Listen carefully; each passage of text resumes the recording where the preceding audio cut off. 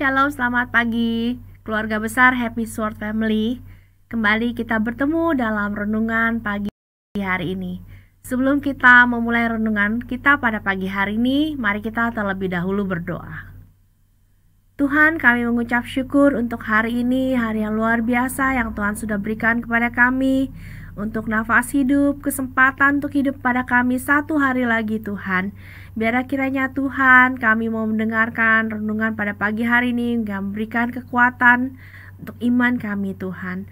Terima kasih Tuhan, di dalam nama Tuhan Yesus kami berdoa dan mengucap syukur. Amin. Bapak, Ibu, dan Saudara sekalian, hari ini saya akan mengisi renungan dengan kesaksian saya. Kejadiannya belum lama, satu hari sebelum Jumat Agung, yaitu tanggal 1 April. Pada saat itu, sekitar jam 6.15 atau jam 6.20, ya, biasanya saya dan suami itu melintas di daerah Dan Mogot. Jadi saat itu suami saya mengantarkan saya untuk berangkat kerja ke sekolah. Nah, saat kami sedang enak-enak melintas di situ, kebetulan saat itu jalanan belum terlalu ramai, di depan juga masih agak kosong. Jadi suami saya itu mengemudikan motor dengan kecepatan nggak terlalu cepat sih ya, sedang. Kami berada di samping separator atau pembatas busway.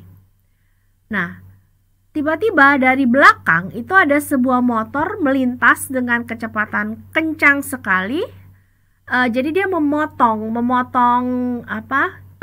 jalan kami, dan motornya itu menyenggol bagian depan motor kami.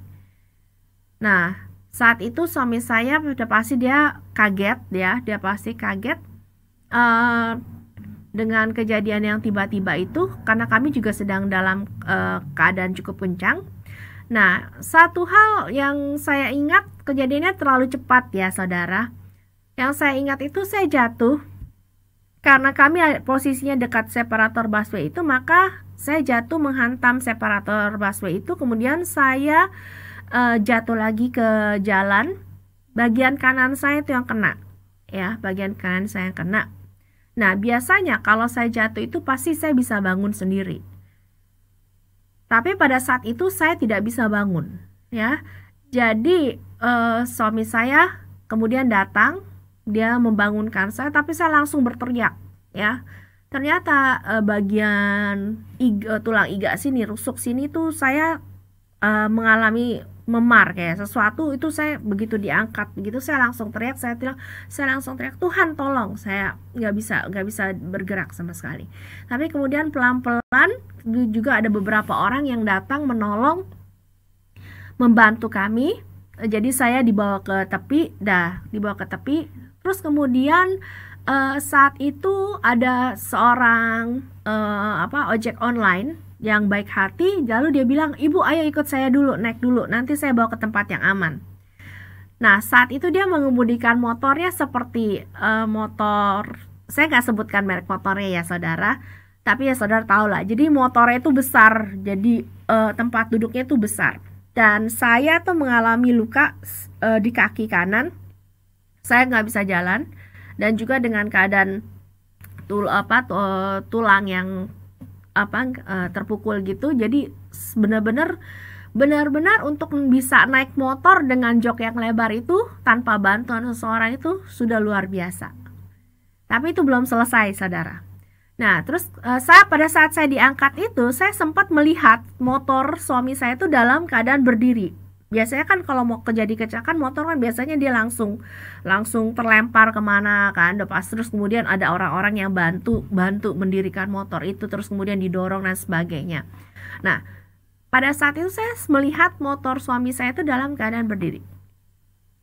Setelah itu suami saya sempat menanyakan, jadi kami masih akhirnya kami dibawa di pinggir jalan itu, saya masih bisa berdiri saudara, kurang lebih 5-10 menit. Suami saya tanya, masih mau lanjut nggak? Jadi tadinya mau cari klinik dekat sekolah saya, karena memang jaraknya udah tinggal sedikit lagi. Tapi saya bilang saya nggak kuat, saya merasakan ada sesuatu yang salah. Jadi saya pikir pertama di pikiran saya kalau misalnya saya memang harus cek periksa dulu ke dokter. Kalaupun memang saya harus ke rumah sakit, maka saya harus cari rumah sakit yang dekat rumah.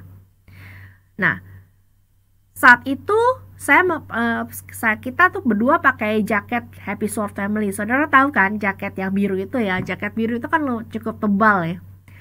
Jaket itu sampai bisa bolong, saudara. Jadi sampai bisa bolong. Terus kemudian akhirnya kami bisa pelan-pelan bisa sampai. Kemudian saya bilang pas sepanjang jalan itu saya tanya sama Tuhan, Tuhan apa yang harus saya lakukan?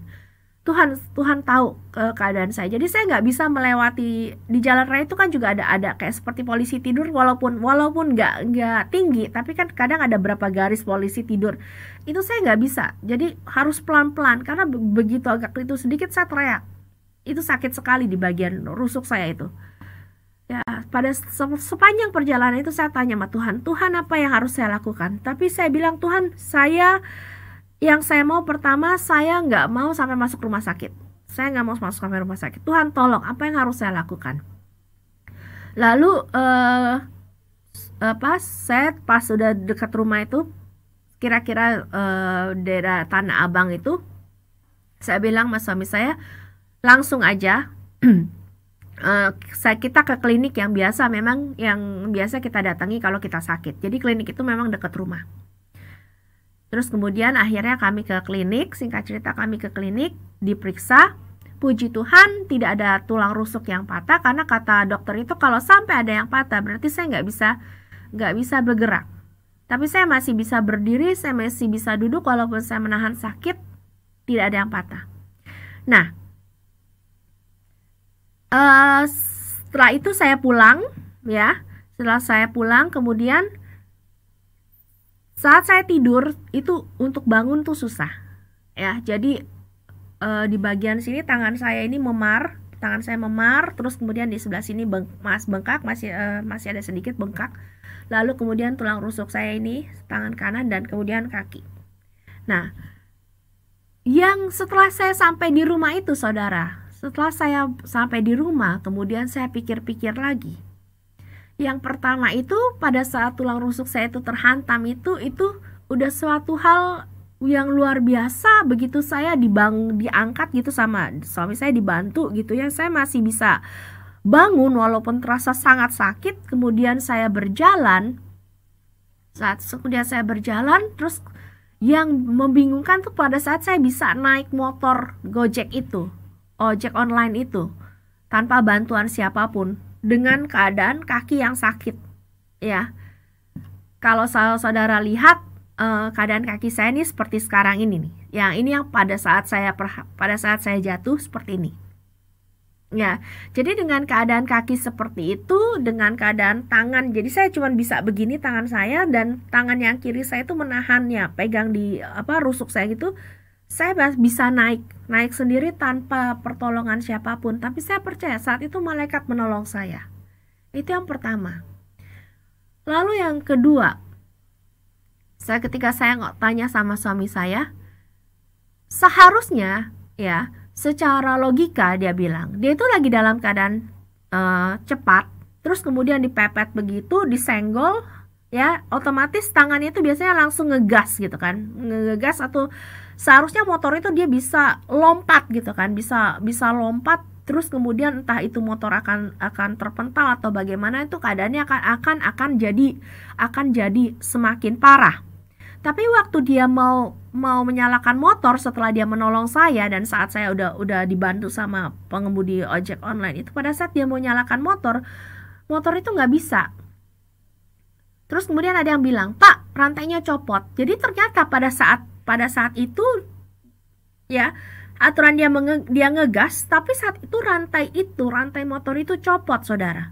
Jadi walaupun dia ngegas bagaimanapun, udah pasti motor itu nggak bisa jalan. Sampai akhirnya motor itu berhenti. Nah, dia cuman agak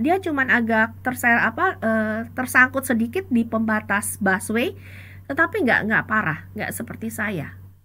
Itu yang kedua. Lalu yang ketiga, setelah saya memikirkan, setelah saya merenungkan, saya yakin itu kekuatan dari Tuhan yang luar biasa. Saudara tahu saya tuh kejadian itu di daerah Cengkareng dan Mogot, ya, dan Mogot, daerah Sumur Bor situ. Lalu kemudian saya pulang ke Tebet. Itu perjalanannya nggak singkat, saudara.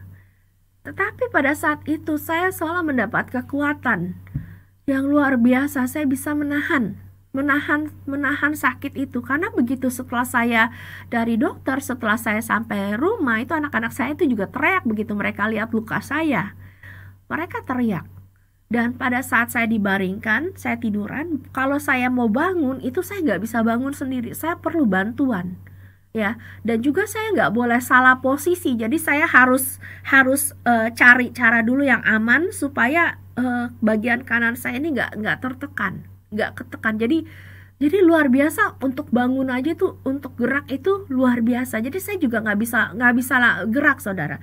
Saya tetap posisinya telentang seperti itu, nggak bisa gerak apa-apa. Tangan saya juga nggak bisa digerakkan sama sekali. Jadi pada hari pertama itu, pada hari Kamis itu, saya nggak berani banyak makan, saya nggak berani banyak minum karena saya takut ke kamar mandi.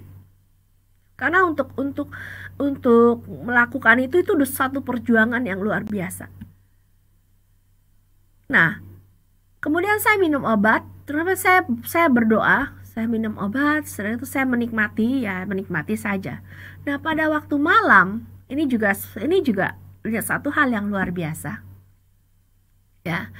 Pada waktu malam, saya tuh biasa kalau lagi itu kadang saya bisa bolak-balik buang air kecil tuh bisa. Kadang kalau lagi banyak minum tuh bisa sampai 3 kali.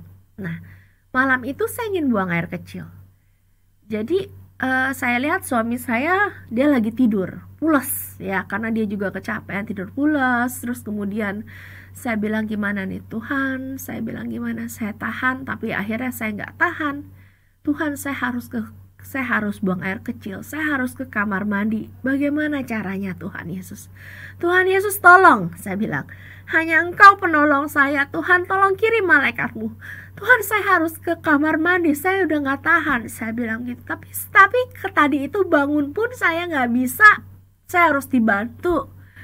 Ya, tapi saya bilang, Tuhan tolong, kirim malaikat-Mu Tuhan, saya harus ke kamar mandi.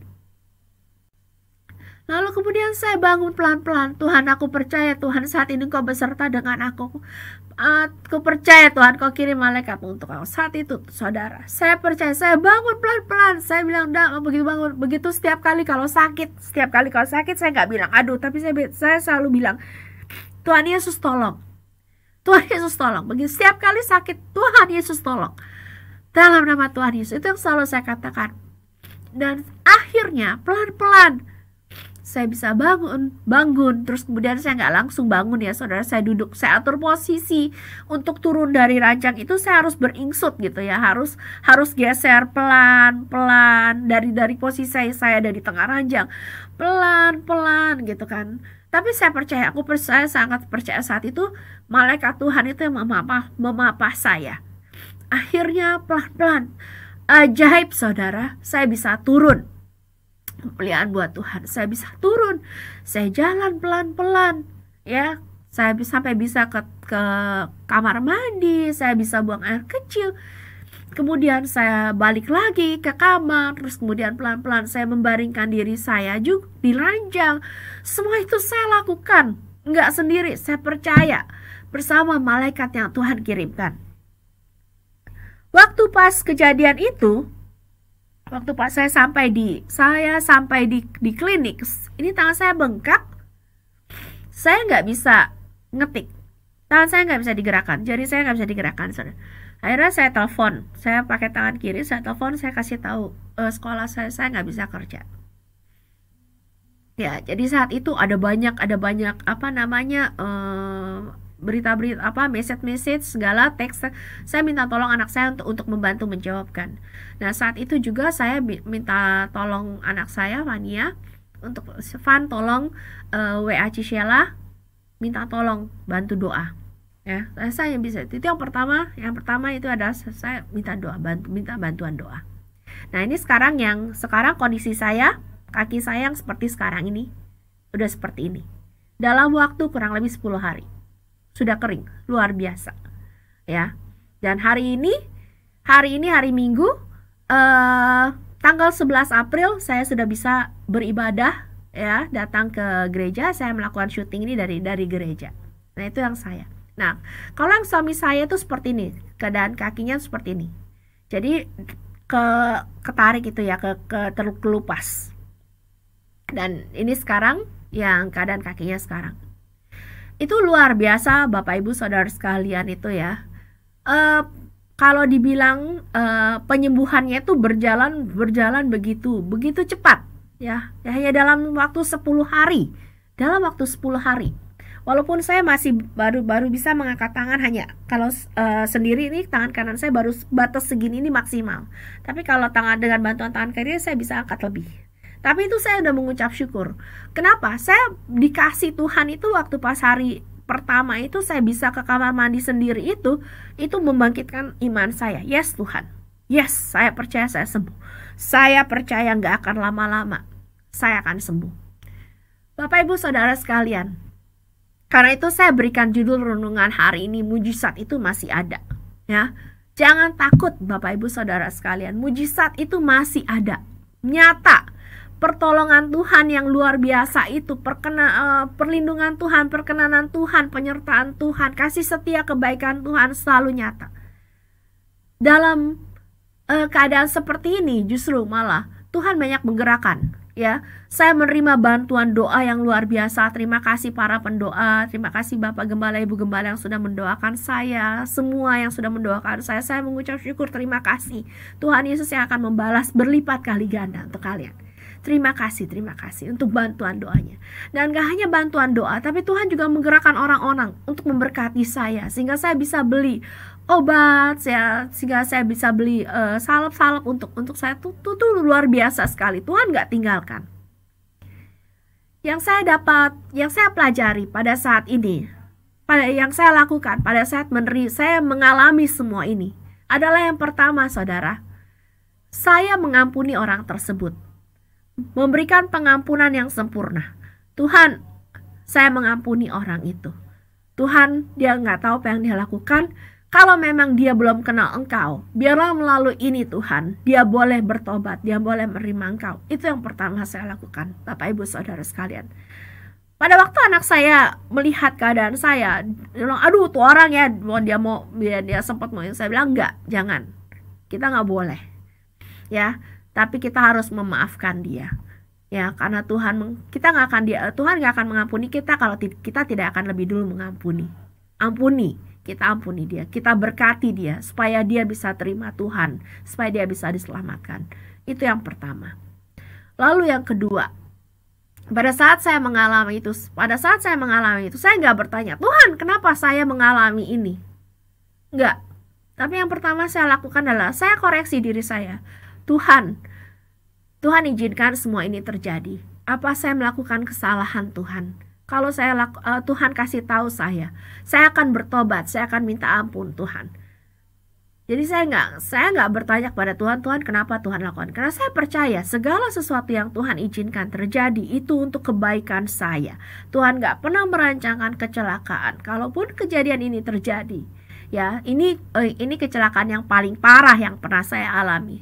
Tapi saya tetap mengucap syukur. Tuhan gak tinggalkan saya.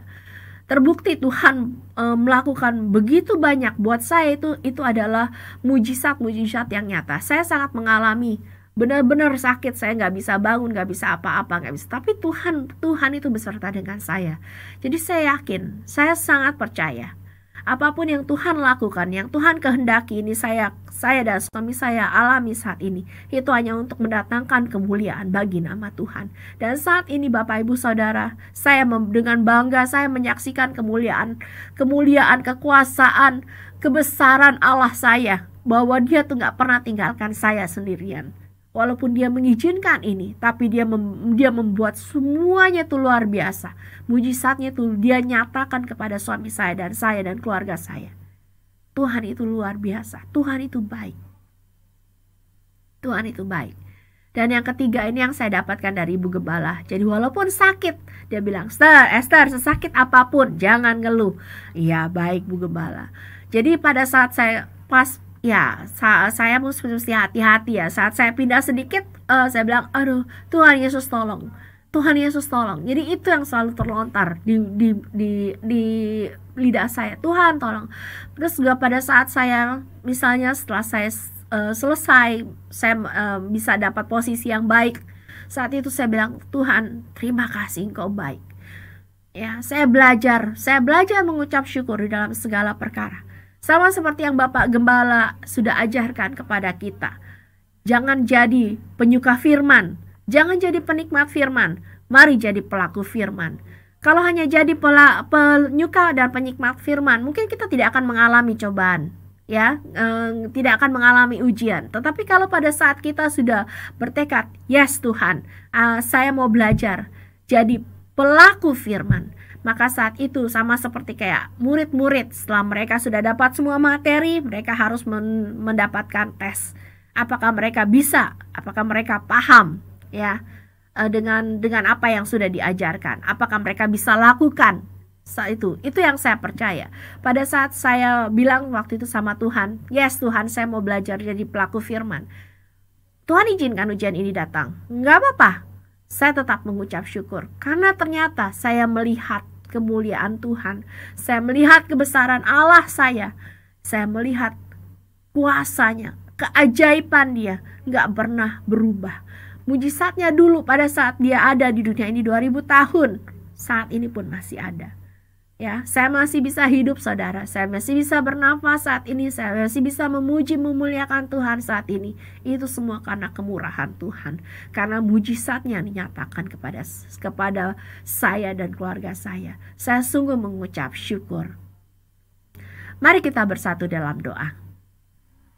Tuhan, terima kasih. Biar kiranya Tuhan, kesaksian yang saya saksikan ini Tuhan boleh menguatkan hati semua orang yang mendengarkan, bahwa mujizat-Mu tetap ada, mujizat-Mu nyata. Dulu, sekarang, selamanya Tuhan, Engkau tidak berubah. Engkau Allah yang luar biasa, Engkau penyembuh, Engkau pemelihara, Engkau perlindung kami, Engkau segalanya di dalam kehidupan kami. Terima kasih Tuhan. Saat ini Tuhan, kami mau belajar untuk menjadi pelaku-pelaku firman. Mungkin akan ada ujian yang datang pada kami, tapi kami siap. Karena kami tahu Tuhan Yesus, walaupun Tuhan izinkan ujian itu datang untuk kami, Engkau gak akan meninggalkan kami sendiri. Engkau selalu beserta dengan kami. Terima kasih Tuhan. Dalam nama Tuhan Yesus kami berdoa dan mengucap syukur. Amin. Bapak, Ibu, dan Saudara sekalian, sebelum saya menutup renungan hari ini, izinkan saya membacakan Mazmur 121 ayat 1-8. Mazmur 121 ayat 1-8 ini merupakan ayat favorit saya. Ya, saya ingin Bapak, Ibu, Saudara sekalian menyimak baik-baik setiap kata-kata dari firman yang indah ini. Aku melayangkan mataku ke gunung-gunung. Dari manakah akan datang pertolonganku? Pertolonganku ialah dari Tuhan yang menjadikan langit dan bumi. Ia takkan membiarkan kakimu tergoyahkan. Penjagamu tidak akan terlelap. Sesungguhnya tidak terlelap dan tidak tertidur. Penjaga Israel, Tuhanlah penjagamu. Tuhanlah naunganmu di sebelah tangan kananmu. Matahari tidak menyakitimu waktu siang, atau bulan pada waktu malam. Tuhan akan menjagamu terhadap segala kecelakaan. Dia akan menjaga nyawamu. Tuhan akan menjaga keluar masukmu dari sekarang sampai selama-lamanya. Amin. Tuhan Yesus memberkati.